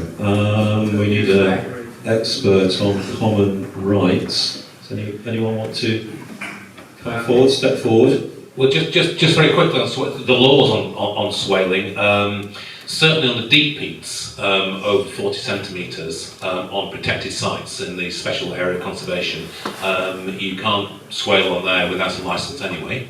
So that's the first thing. The second thing is a lot of the, as I understand it, quite a few of the agri-environment schemes have conditions on limits to swaling as well. So there are quite a lot of restrictions already in place on swaling. Third thing to say on swaling, a couple of days ago there was a new paper published on the nesting dates of birds such as stonechat and windchat here on Dartmoor.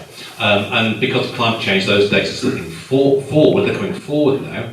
And there was a very clear call in that paper, even if you are to do swaling in places where it's allowed, we should be bringing the dates much further forward into the year, because you have birds on nests now in the middle of March. And currently on Dartmoor, the voluntary agreement is the end of March. Nationally, the date is the 15th of April, but on Dartmoor there's long been a voluntary agreement for the 30th of March. If you are going to do it, and I'm with the crowd here that say, I don't like it. I don't like it. I think it damages the peat. I think it's not a good thing. That's a personal view. But if you are going to do it, you need to be bringing those dates forward, because you're now getting into the areas where you are going to be affecting nesting birds, because nesting dates are slipping further forward. Guy, do you want to add anything to that?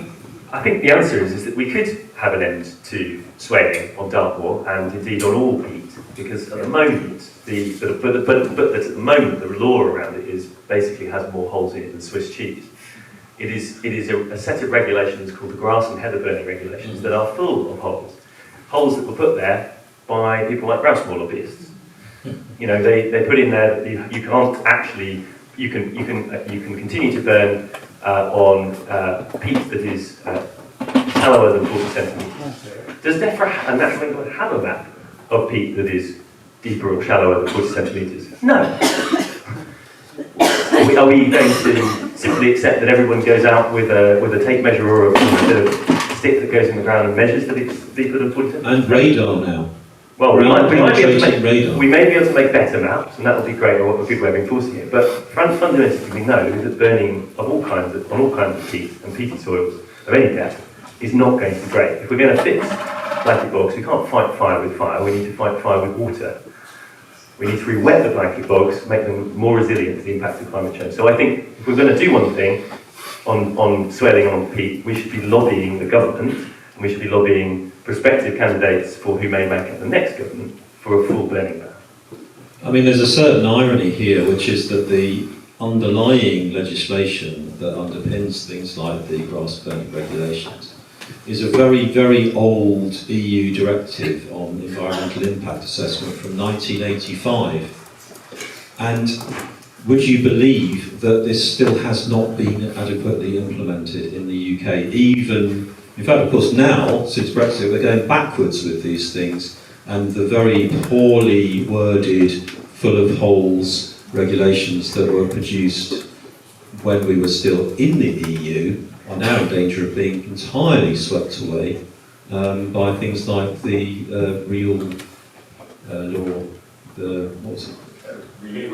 Repeal of EU Law Act, which that Jacob Rees-Mogg chap was so keen on. Do you remember him? No? Okay, we'll move on. So the next not a question, you're absolutely right, it wasn't a question.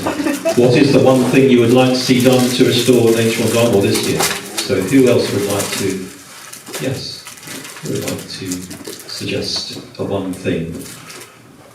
There's one online. Hello, I'm Glenn from Dunsford, and our little group, we chatted about perhaps the lack of knowledge of all these thousands of visitors to Dartmoor. And what we would like is a wildlife advisor or warden on every car park, maybe in a little kiosk with some brochures, saying to people, look, you know, if you're interested, this is the wildlife around the area, this is, leading on from that gentleman, this is what we would recommend with your dog, keep it on a lead, but more importantly, you know, this is the wildlife you will see, and because I feel 90% of people don't know about wildlife, they don't care about wildlife, and unless we get a lot more people on board, we have no hope. We need more and more people to care, and they need to have knowledge to care, and let's get those wildlife wardens, whatever you want to call them, at every car park, telling people about wildlife. That's it. What do you think? I'd like to pick up on that. He hasn't said anything for a while. Sue? I think the uninformed and ignorant are our biggest enemies, as you say. So anything that could be done to change that, I would welcome personally. Yeah, likewise. If we could find a way of paying for that, and on the scale of things in our economy, it would be relatively inexpensive to do so. It feels like an excellent, no regrets intervention. Whereas I'm thinking of an analogue around other kind of sensitive habitats, open habitats, where people and the things that come with people on four legs can be an issue. I'm thinking of a place called Arne in the Purbeck Heaths in Dorset, where the Purbeck Heaths are tremendously vulnerable to all sorts of human disturbance, but there where you effectively have exactly as you describe, in that case you have RSPB staff and volunteers speaking to every single person who comes through, and it's a very well stewarded environment in terms of how people behave. So you do get, in that case, I think over 100,000 visits a year, coexisting with probably the most biodiverse 1 kilometre square in the UK. So it's all possible. But I will repeat my earlier point that important that issue though this is, I fear that sometimes because we see and we experience very viscerally the impacts of our conspecifics of other human beings, it allows us to forget or lose sight of actually the bigger issues which are more complicated, more unseen, etc., many of which we've spoken about today.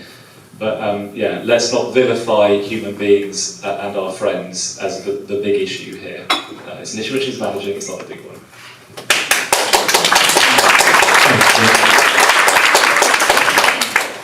As someone who lives in Dorset, I can say that a great deal of time, effort and money has gone into managing the impact of, say, dog walking, for example, on our heathlands, which are lowland heathlands, which are a bit different from up here. And the problem there is that they're all a lot of them are quite small fragments, and they're very close to large urban conurbations. It's very different from the situation here. But yeah, if you want to come to Dorset. Naomi, did you want to say something? At Chalacum. Naomi, to the mic. Okay. At Chalacum, we welcome people. Every entrance onto our farm, where there's a public bridleway or a footpath that comes onto the farm, we have an information board. It's pretty, and it's got pictures of what you could see, and we tell people that they're welcome. That's the first thing we say, welcome to Chalacum Farm, and then we'll tell you something about what you'll see, and at different times of year, and where you are, and all of that kind of stuff. For us, that's been incredibly powerful. We do social media, and well, I think Mark does social media, and a regular blog, and posts on, and all sorts of things. What that does is it makes people know that there's somewhere special. And you're saying to people, this is what you might see. But kind of implicit in that is, no, you're part of our tribe, and this is yours, and it's special. And that has been an amazing thing for us. It's made the difference between, we never say to people, don't go there. Don't do this, don't do that. Because that's a really negative way of treating people. Actually, what you want them to feel is a sense of ownership, a sense of understanding, and that they want to be the people that do the right thing. And I pick up maybe 2 bits of litter a month on our farm. And usually they're tissues. But, we just don't have the problem. And we don't have a problem with things like sheep worrying. It just doesn't happen. And I think it's because people feel that they are, they feel a sense of pride and of place. And you see people coming month after month and walking around. And I think that we're really quick to go on about all the problems that people cause. But isn't it down to us to think about how we engage people and make them feel part of the solution?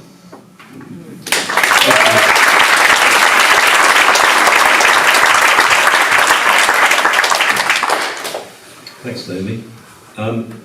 Right, we're going to move on to the final section where we have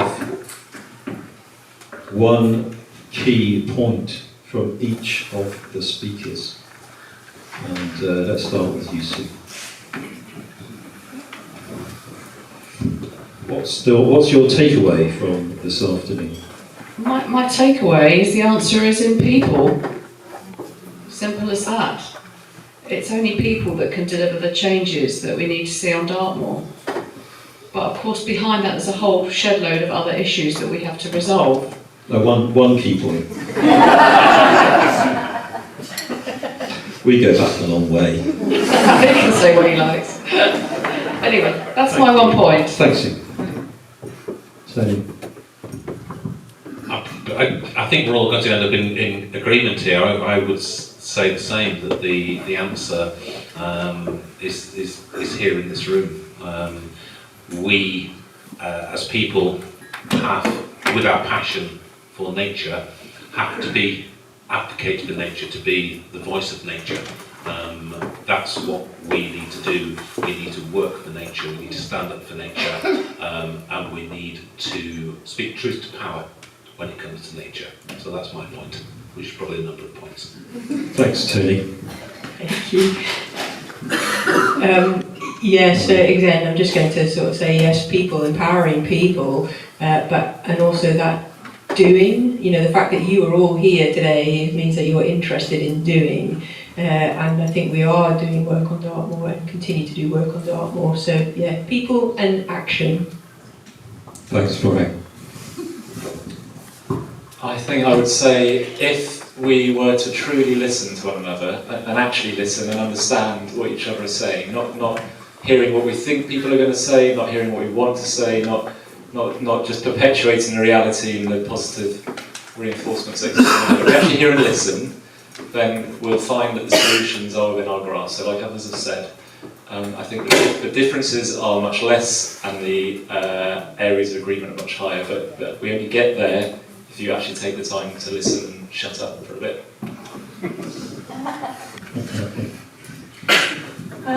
I think the thing that really comes to me is we've been talking about commoners as if they're not people, as if they're not people that have the same hopes and aspirations and love of their family and the future and all of those things. We're talking about them as being other, and they're not. When we talk about, well, we could buy breakfast more, why aren't we saying the community and the commoners? The commoners are part of the community, they're not separate. And I think we need to really focus down on the things that we have in common, not the differences. Thanks,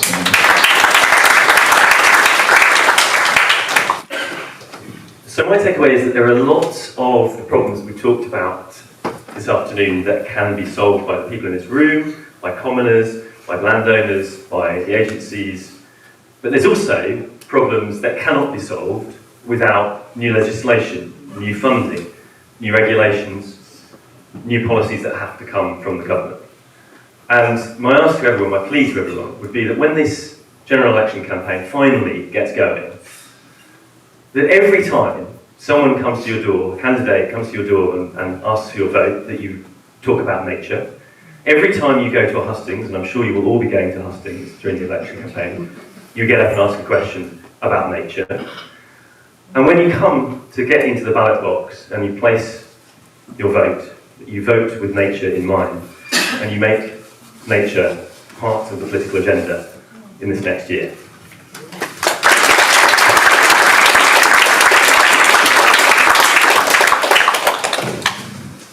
Thanks very much, Guy. I'm now given the rather challenging task of summing all this up into, well, I've got one, maybe I've only got one key point as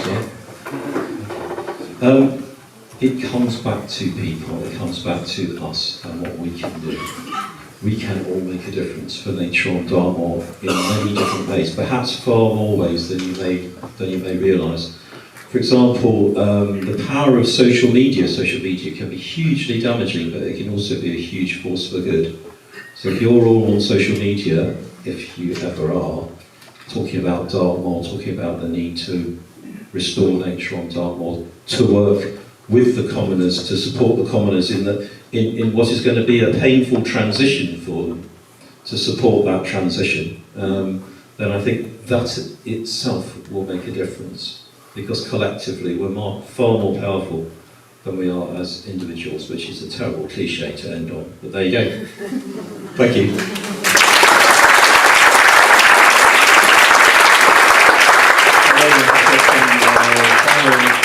Words from Wildcard.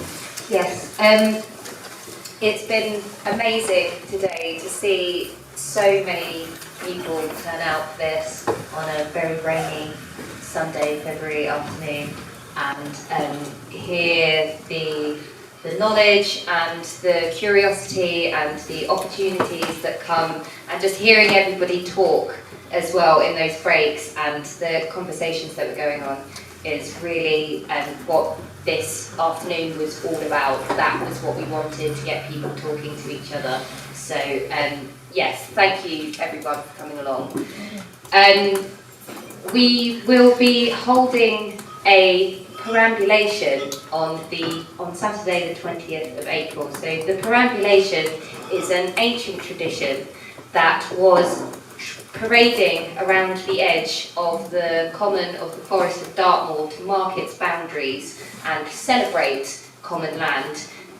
So in honour of that, and in honour of nature on Dartmoor, we will be walking a small section of that from Dartmead to Susan's Common, and we really hope that you will all join us. There will be music and dancing and storytelling, and also the very, very traditional cake and ale.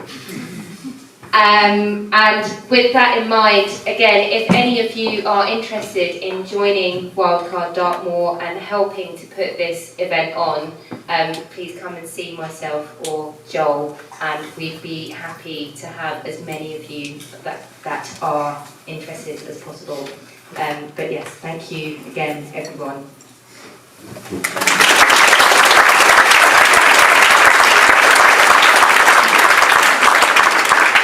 Okay, finally, I have a couple of little parish notices. The first one from Sustainable South Brent, who are brilliant, and they have an event on Thursday the 14th of March in South Brent Village Hall, which is about house martins, swifts and swallows, and what you can do to help. And that is with John Walters and Jerry Cohen, so highly recommended. There's also a couple of upstarts. Me and Tony are running an event at Yarna Wood National Nature Reserve on the 17th of March. There's a few flyers floating around for that. That is about just investigating all aspects of woodland on Dartmoor. So getting out on site, talking about history, talking about folklore and folktale and the story side of it. You'd be very welcome to join us for that. Now, I know there are a lot of other organisations here and a lot of leaflets appearing outside. Please do keep sharing all of the good stuff that's going on. There are so many social media pages popping up now. There's all kinds of things. Let's keep talking, because that collective action is a wonderful thing. So, just remains for me to say a few thank yous. Thank you so much to Andy and all of the team of volunteers at Ashburton Arts Centre. You have been wonderful.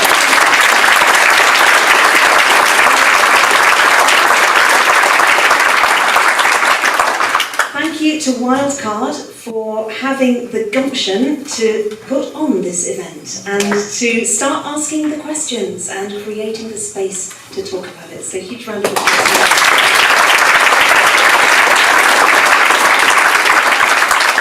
I understand there will be a little email coming round after today's event for those of you who signed up online, and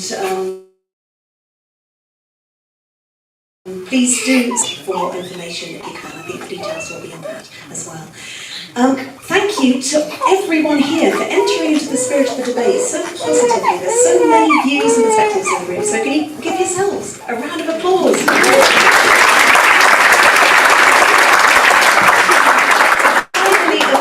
A huge thank you to Miles for chairing the panel this afternoon, and to Sue, and to Tony, and to Morag, and to Nick, and to Naomi, and to Guy for being our panellists. Thank you so much.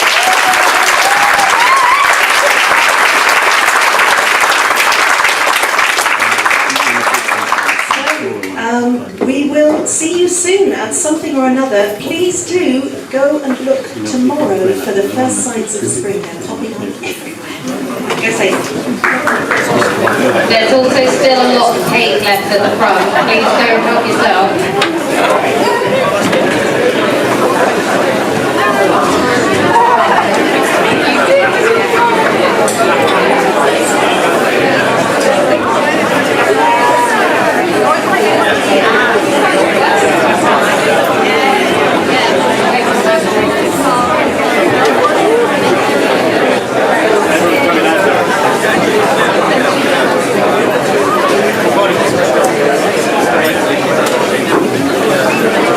Yeah.